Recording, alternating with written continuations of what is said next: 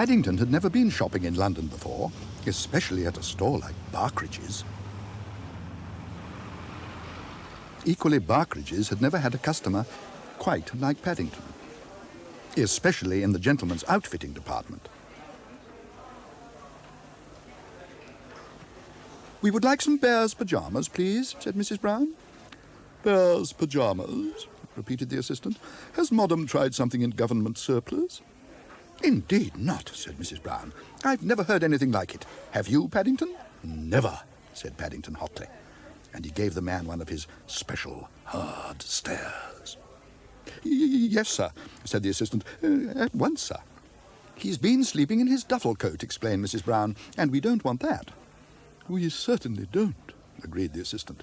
"Would the young gentleman care for something in stripes? They're all the rage just now." "I'd sooner have something in spots," said Paddington. "If I had a pair like these, I don't think I would ever get lost, not even if I fell out of bed by mistake." "You can say that again," murmured Judy. "The changing rooms are on the right," called the assistant. "Don't go wrong." "I do hope they fit," said Mrs. Brown. "He'll be most disappointed if they don't." "So shall we all, madam," said the assistant. So far, Pyjama Week at Barkridges had been a disaster. In fact, Paddington was the first customer they'd had for days. But if Barkridges were unhappy about their pyjamas, Paddington was even more upset by the state of their changing rooms. As far as he could make out, most of the doors were locked, and when he did find one which opened, he practically had to force his way through.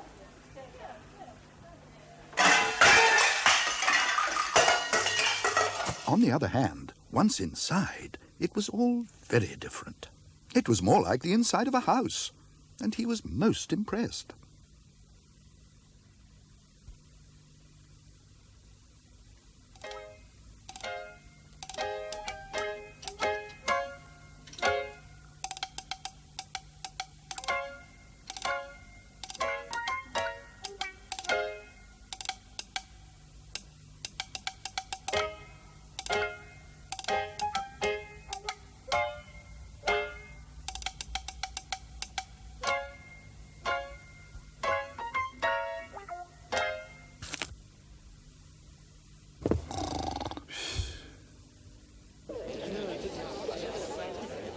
Paddington wasn't sure how long he slept, but he was suddenly woken by a very strange noise.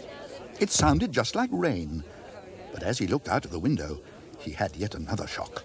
"Well," said a voice behind him, "what are you doing in our shop window, Bear?" "Your shop window?" repeated Paddington. He suddenly wished he hadn't bought such loud pyjamas. "Oh dear," he announced to the world in general, "I think I've been recognized." But to his surprise, the manager of Barkridges was more than delighted with all that had happened. "Bear," he boomed, "you're what we in the trade call a trend-setter. Since you went to bed in our shop window, those pyjamas have been selling like hot cakes. Look at them.